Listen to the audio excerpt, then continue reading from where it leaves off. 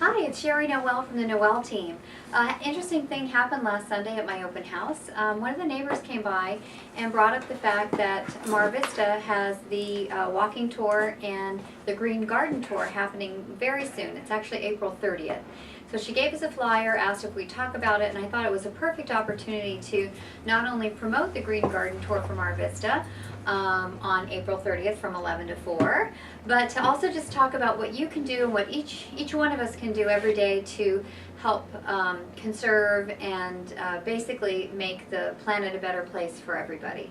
One of the things that we do have is in our Living Well magazine, which you can pick this up. It's a free magazine that you can get at Whole Foods at National and Barrington. They've got copies of it now. There's an article that I was asked to write, and that's going to talk about the tips that we see and like to pass on, and I'm also going to give you a few tips right now. There are 3 tips that I wanted to talk about. The first one is water and how important water is to our ecosystem and why it's important to conserve water and how we can conserve water. Little things every day make a big difference. First of all, if you fix leaks, a leak wastes about 3,000 gallons of water per year. So a tiny leak, just a little dripping faucet, is an easy fix for a plumber or for yourself. You can just change the washer out and you can be conserving thousands and thousands of gallons of water per year. So each one of us can do that. If you don't have leaky faucets, another thing you could do is just take 1 to 2 minutes off of your shower. If you shower 1 to 2 minutes less per day, that's going to reduce up to 700 gallons per month. That's a huge amount of water to be saving.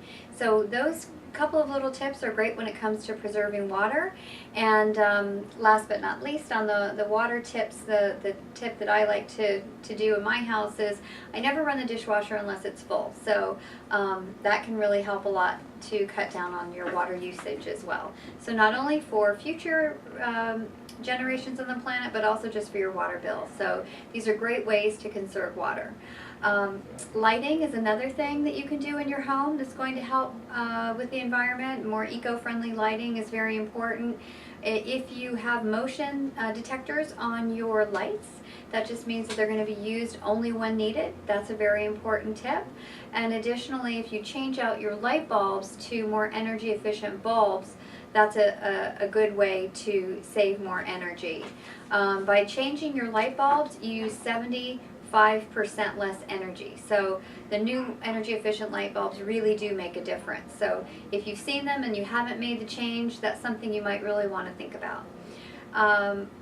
When it comes to, again, back to the Green Garden Tour and outside, what you can do for your lawn and garden, going native is really important. When you go native, you reduce the water usage by 20 to 50%.